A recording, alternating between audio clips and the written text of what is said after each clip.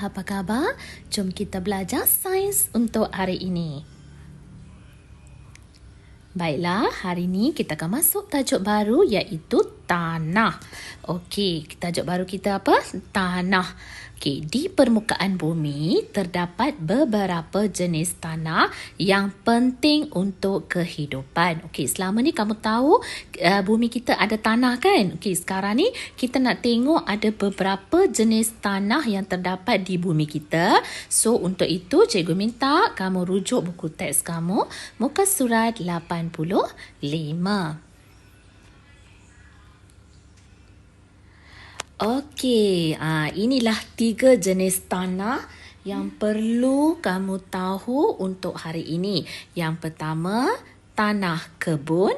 Yang kedua, tanah liat. Dan yang ketiga, tanah pasir.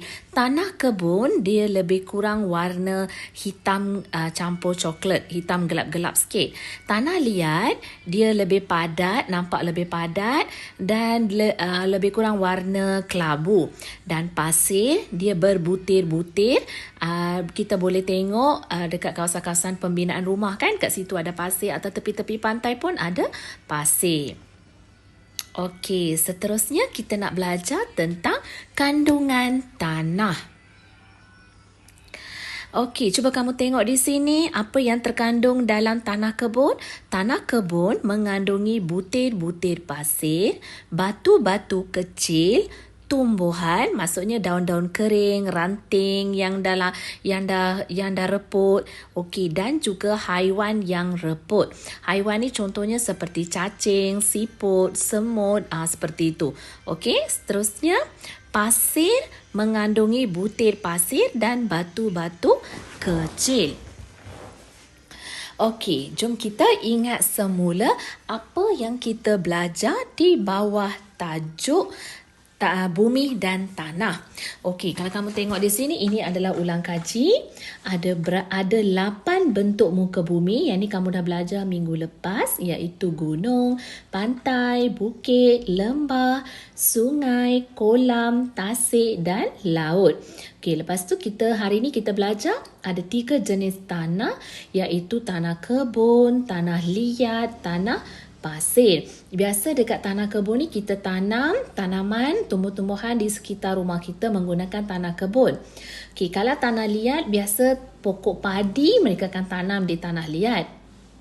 Okey, kalau pasir seperti pokok kaktus sesuai ditanam di dalam pasir. Okey, seterusnya tanah kebun. Okey, ini semua kandungan dia.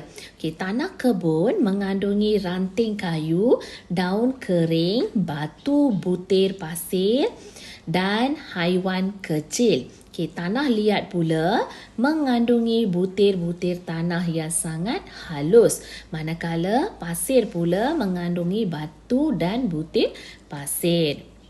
Okey, harap kamu faham apa yang cikgu sampaikan sebentar tadi, iaitu jenis-jenis tanah dan juga kandungan yang ada di dalam setiap jenis tanah. Okey, jom kita tengok latihan untuk hari ini. Okey, hari ni kamu ada satu uji kaji. Kamu boleh rujuk pada buku aktiviti kamu muka surat 60. Tetapi dia berbeza sikit dengan muka surat 60 sebab yang ni dalam buku aktiviti dia minta kamu buat 3 jenis tanah. Tapi saya tak nak 3 jenis tanah. Saya nak kamu buat untuk tanah kebun sahaja. Okey, dalam eksperimen ini kamu perlu ada tanah kebun dan balang besar dengan penutup. Balang sederhanalah, jangan terlampau besar, jangan terlampau kecil. Okey, yang ni gambar balang besar. Okey, bagaimana kita nak jalankan aktiviti ni? Okey, kamu tengok yang pertama, masukkan tanah kebun ke dalam balang. Okey, masukkan dalam satu sudik. Boleh masukkan dalam balang, kemudian tuangkan air ke dalam setiap balang. Maksudnya tuangkan air sehingga separuh penuh balang ini. Tanah campur air.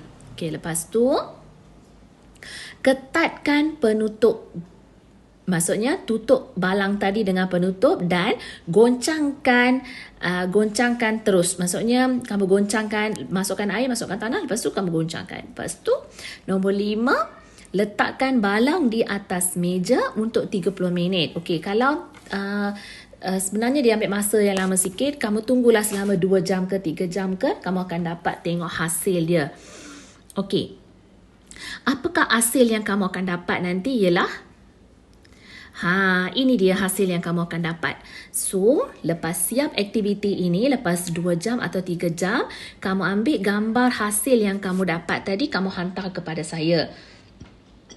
Okey, hasilnya daripada tanah kebun tadi, kamu akan dapat ada 1, 2, 3, 4, 5 lapisan.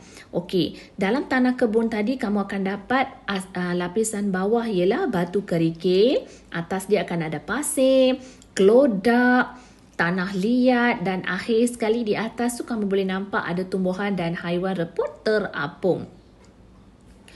Apa tujuan kita campur air dengan tanah tadi? Bagi dia menjadi lapisan-lapisan seperti ini. Okey, seterusnya kamu perlu jawab buku aktiviti muka surat 59. Namakan jenis tanah. Okey, sini kamu tulis jenis-jenis tanah. Ada 3 jenis tanah kan? Jadi kamu tulis sini jenis tanah. Berdasarkan kandungan yang terdapat di dalamnya. Okey, yang ini tanah apa? Dalam dia ada ranting kayu, daun kering, batu kecil dan haiwan kecil. Okey, di sini ada butir pasir dan batu-batu kecil. Tanah mana yang ada 2 saja kandungan? Dan tanah mana yang ada 1 saja kandungan? Okey.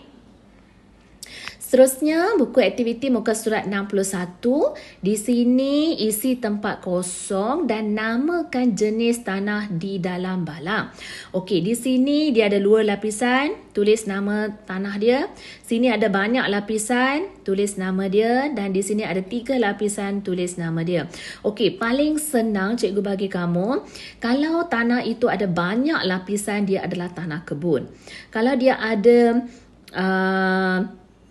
kalau dia ada banyak lapisan, dia adalah tanah kebun. Dan selebihnya tanah pasir dengan tanah liat. So, kamu tengok di sini, pilih, bila dah isi, potong. Bila dah isi, potong. Okey? Senang nak isi nanti.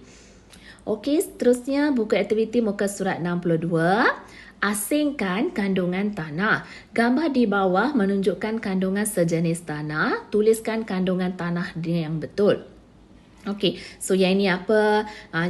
So kamu labelkan. Lepas siap label dan kamu nyatakan ini ialah tanah apa. Okey. Harap kamu faham apa yang cikgu sampaikan sebentar tadi. Jadi lepas siap, hantar pada saya gambar uji kaji muka surat 60 dari buku aktiviti dan latihan muka surat 59, 61 dan 62. Lepas siap, tangkap gambar, hantar dalam grup Telegram. Okey, itu saja untuk hari ini.